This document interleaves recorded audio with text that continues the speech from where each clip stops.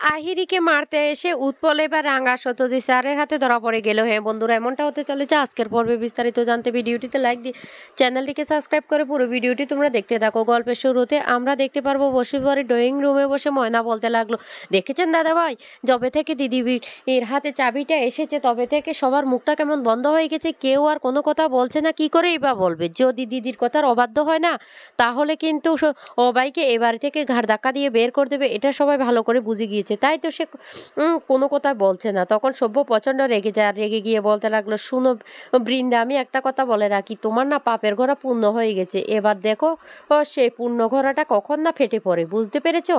কারণ সবাই যাই বলুক না কেন, একলব্য কিছুতে বিশ্বাস করতে চাইছে না যে রাঙ্গা বিস্ফোরণের সাথে জড়িত নয়। কিন্তু আমি বিশ্বাস করি রাঙ্গাকে। রাঙ্গা কিছুতে এই কাজটা করতে পারে না। রাঙ্গা এই বাড়িতে ফিরে আসবে, আর রাঙ্গা যখন ফিরে আসবে তখন তখন দেখো তোমার অবস্থাটা কেমন হয়।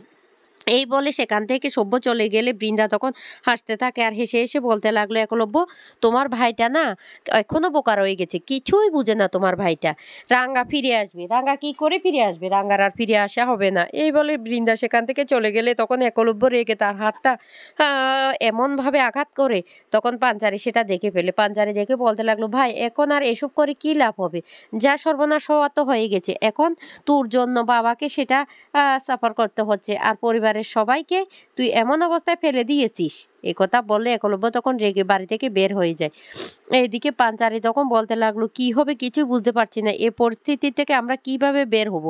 অন্যদিকে দেখা যায় সত্যজিৎ বাবু মিডিয়া ডেকে বলতে লাগলো, আমরা আমরা আহিরিকে সেফটি জায়গায় নিয়ে যাচ্ছি, কারণ আহিরি কালকে কোর্টে সমস্ত সত্যিটা খুলে বলবে যে পুজোর ওখানে কে বিস্ফোরণটা ঘটিয়েছিল, বিস্ফোরণের জিনিসগুলো কোথা থেকে এসেছিল তার কাছে, এমনকি একলব্য বসুরের শরীরে যে বিষাক্ত মেডিসিনটা মেশানো হয়েছে সেই মেডিসিনটা কে মিশিয়েছে, সমস্ত সত্যিগুলি সে খুলে বলবে।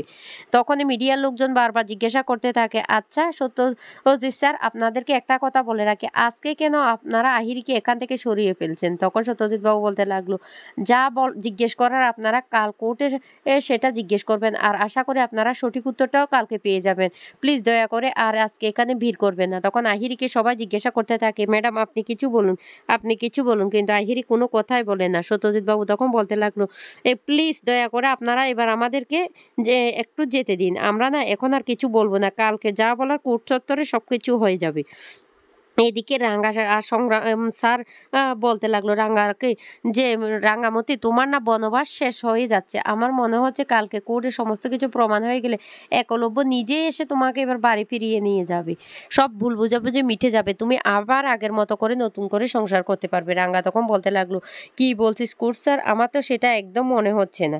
তখন কোর্ট স্যার বলতে লাগলো, তুমি এ নিয়ে চিন্তা করো না, আমি একাডেমিতে গিয়ে তোমার সমস্ত মেডেলগুলি আমি ফিরিয়ে নিয়ে আসবো, কারণ তোমার উপর যে ক্রিমিনাল চার্জ উঠেছিল সে চার্জটা যে সত্যি একটা প্রতারণার ফাঁদ পাতা হয়েছিল, আর সেই ফাঁদে তুমি পা দিয়েছিলে, সেটা আমি বলে তোমার সমস্ত সার্টিফিকেটগুলি সব কিছু ফিরিয়ে নিয়ে আসবো।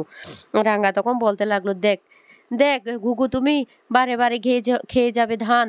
এই বলে রাঙ্গা তখন বলতে লাগলো, কি ভেবেছে এবার এবার ওদের জালে ওরাই ধরা পড়বে। সত্যজিৎ স্যার তখন ফোন করে রাঙ্গামতিকে আর বলতে লাগলো, রাঙ্গা, তোমার প্ল্যান অনুসারে কিন্তু কাজ হচ্ছে। রাঙ্গা তখন বলতে লাগলো, হরে তোরা একটু ফাঁকা হতে দে, তারপর দেখবি ওরা ওরা নিশ্চয়ই ওখানে আসবে। তখন সত্যজিৎ বাবু বলতে লাগলো, ঠিক আছে, তোমরা সেখানে অপেক্ষা করো, ওরা আসলে ওদেরকে হাতে নাতে ধরতে হবে।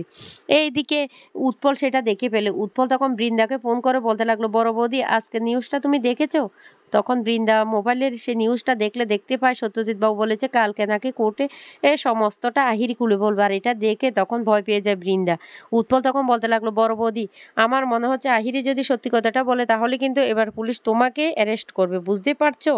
এত বড় রিক্স কিছুতে নেওয়া যায় না। তখনই বৃন্দা বলে উঠে, হ্যাঁ, আমি যেটা বলছি সেটা শুনো, আহিরিকে আহিরিকে সরিয়ে দাও, চিরতরে পথ থেকে সরিয়ে দাও, না হলে আমরা ধরা পড়ে যাব। তখনই উৎপল বলতে লাগলো, এটাই তো তোমার মুখ থেকে শুনতে চেয়েছিলাম বড় বৌদি, আমি না অলরেডি ব্যবস্থা করে রেখেছি, আমার লোকজন রেডি আছে, পুলিশ সেখান থেকে ফাঁকা হলে আমরা ওকে শেষ করে দেব। তখন বৃন্দা হাসতে থাকে। এইদিকে ময়না অনেক অপমান করতে থাকে পাঞ্চারিকে, পাঞ্চারি নাকি ঠিক মতো রান্না বান্নাও করতে পারে না। তখন পাঞ্চারি বলতে লাগলো, শুনো, যেটুকু খাবার পাচ্ছে তাতে সন্তুষ্ট থাকো, না হলে না এটুকুও মিলবে না। তখনই ময়না রেগে যায়, আর রেগে গিয়ে বলতে লাগলো, খবরদার একটা কথা বলবে না, আমি কিন্তু এবার দিদিভাইকে সবটা বলে দেবো। আর তখন একলব্যর বাবাকে নিয়ে একলব্য বাড়ি ফিরে আসে।